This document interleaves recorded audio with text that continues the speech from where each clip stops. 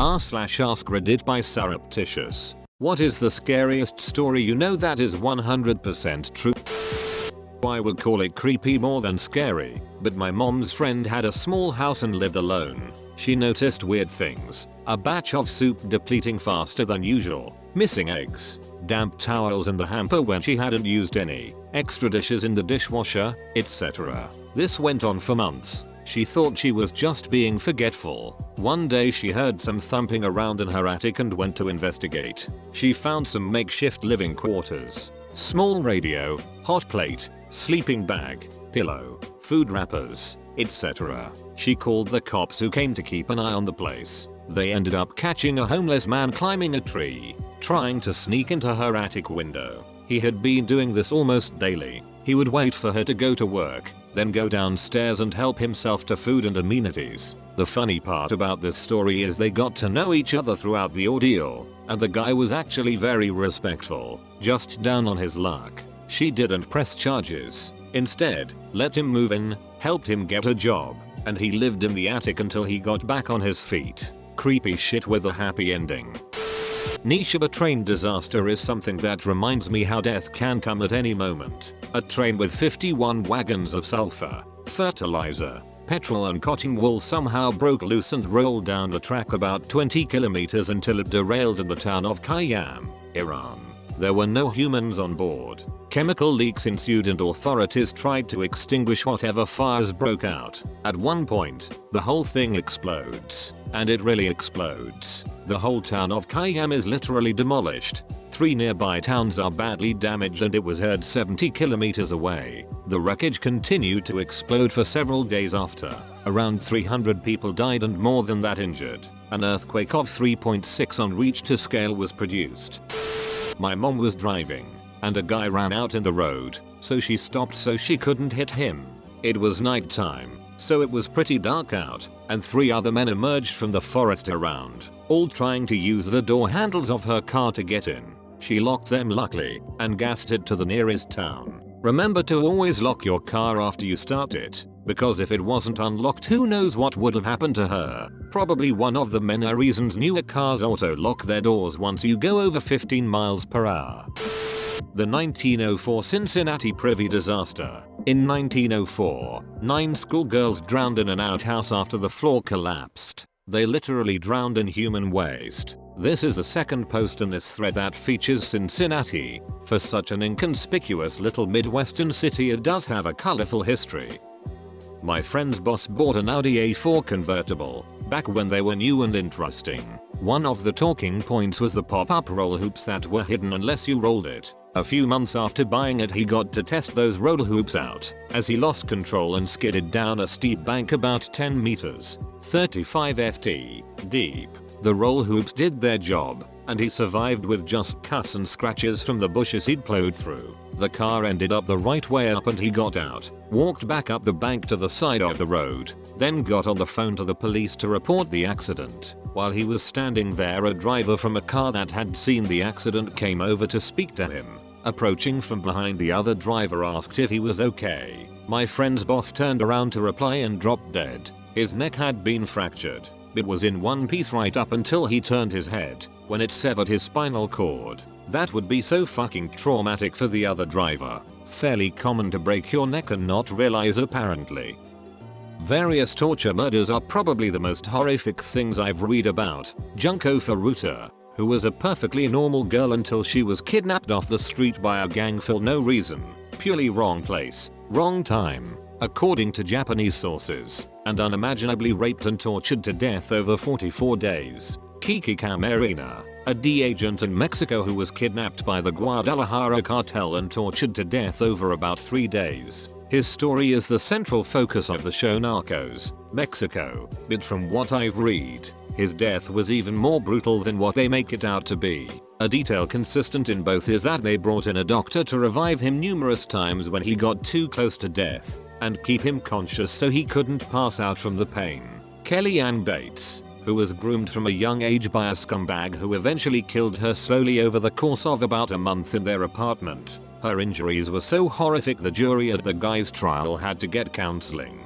For example, her eyes were missing and there were stab wounds in the sockets. Sylvia Likens, whose parents left her in the care of a woman who both personally and with the help of her children and their friends degraded, tortured, and killed over several months. The Hello Kitty murder in China, where a man and his about 13-year-old girlfriend kidnapped a prostitute who had supposedly stolen from him, even though sources say she had paid him back with interest, tortured her to death, and then stuffed her corpse into a Hello Kitty toy. Baby Brianna, a newborn whose mother, father, and uncle tortured and raped her from the second they brought her home from the hospital until the second she died.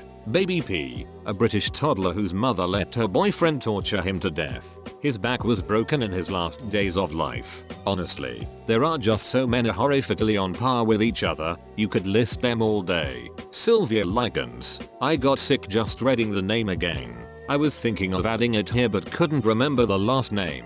It was almost a relief after decades of the story sticking with me, and there was no way I could make myself go and look it up. Read it here and instantly I am sick. They mutilated that poor girl. They used her sister as a coercive threat. The caregiver not only encouraged her own children to torture Sylvia but the neighborhood kids also came around and participated. Cops came to the house even. But the lack of punishment, the fact every participant paroled out and went on to become school teachers and ministers. I needed to make sure I had something right and here is the basic wiki link. It doesn't go too much into the horrible details compared to other references, but I am now going to crawl in a hole for the next few weeks. Stick to RAWW for a while, have a drink and enter recovery. I work at a max security prison and we have several inmates who are severely mentally ill. The ones that self-harm wear a Fitbit kind of thing to monitor heart rate. If there is a change we rush their room to stop whatever is happening. On top of this we also do visual inspections. On one round a co-worker was doing cell checks and noticed this particular inmate had blood on their face but nothing came up on the monitors or anything. So he called to the inmates to ask if they were okay. The inmate had their eyes closed and just kept repeating, "It doesn't hurt." The inmate would not answer where the blood was from. We opened the cell to see what the situation was and it turns out the inmate had plucked out both of their eyes and they were laying on the floor. The inmate's HR monitor never alerted and the inmate never screamed. Paramedics said the inmate's vitals were normal and the inmate was fully responsive. Holy fuck, so he was calm throughout that shit, yet no elevated heart rate, no sign that the inmate was in any discomfort at all. One night my son, 20 at the time, was brought home fall down drunk by his buddy James. About a year later James got another friend drunk, checked them into a hotel, killed, dismembered and ate some of him. When my aunt was about 16 she was working at a grocery store and had a boss in his mid-20s. One day he called the house and was begging her to sneak out and hang out with him. She was considering it because it was her boss and she didn't want to say no. My mom, who is 2 years younger than her, always gets these incredibly spot on gut feelings. She had one that night and begged my aunt not to go out with him. Thankfully she listened to my mom and told him no, which made him really angry. He ended up going out that night and meeting another girl. He took her out to some cliffs and raped her and pushed her off. Somehow she lived through this and was able to get him sent to prison. I feel so sorry for that girl and so thankful for my mom and her gut feelings. Always trust your gut. Ed Kemper murdered college women because his mother worked at a college and he claims he wanted to destroy everything she loved. Then, he murdered his mother and decapitated her, raped her head and her body, set her head on a shelf and screamed at it for hours. That is the part that terrifies me. Then he murdered her best friend and turned himself in, relaying the whole story in detail. Crying. Edit. It hurts because I'm not a lizard. I didn't crawl out from under a rock. I came from my mother's vagina. And in a rage, I went right back in. Ed Kemper quote from a police interview. Freaks me the hell out. This is from South Africa. The woman is called Alison Boter and she was abducted, raped and then choked until she blacked out. She was driven into a secluded area, stabbed 30 times in the abdomen and 16 times in the throat and left for dead on the side of the road. She had to use her shirt to keep her organs inside her body and hold her head up because of a damaged muscle in her neck and proceeded to crawl to the road where she was eventually spotted and rescued. She survived the attack and now does motivational speaking, I believe. A female friend in college disappeared from a party at another university in the city town 25-ish miles north of our school. She had arrived with another friend who I believe had driven. At some point she split off to play cornhole or something and was later inexplicably gone. Phone calls went to voicemail. Police were called, but she was simply missing. About 10 days later she was found by a homeless man who witnessed her crawling up to a bus stop in the city, begging for help. She had broken a leg and an arm, and was in very bad shape. At the quite large party, she had her drink secretly drugged and was then led off by a group of men into their vehicle. She was taken to an apartment where she was drugged, repeatedly raped, and locked in a small room in between with a bucket to use as a bathroom. At one point after being injected with heroin and raped, she somehow managed to convince one of her captors to allow her to use the actual bathroom to clean herself up. This bathroom had a small window to the outside, and with the shower running, she managed to squeeze out and fell from the 3rd story into a large hedge bush. From there she crawled from the apartment complex to the road and bus stop, where the homeless man saw her and called police. Many cars stopped upon seeing her, making her captives unable to recapture her. 3 men were later arrested for the crime after surveillance cameras allowed police to locate the apartment which she jumped from. She returned to our university almost 2 years later, graduated, and became a nurse. She was obviously traumatized, never partied again, carried a gun everywhere she could, and somehow moved on with life. It was a terrifying tale none of us ever forgot. She was an 18-year-old freshman when the incident happened. Old janitor from high school, friendly Ecuadorian man who went piping. Worked at the school for 20+ years and nobody had a problem with him. I guess his wife was leaving him and in the process of moving out he caught her in bed with her new man.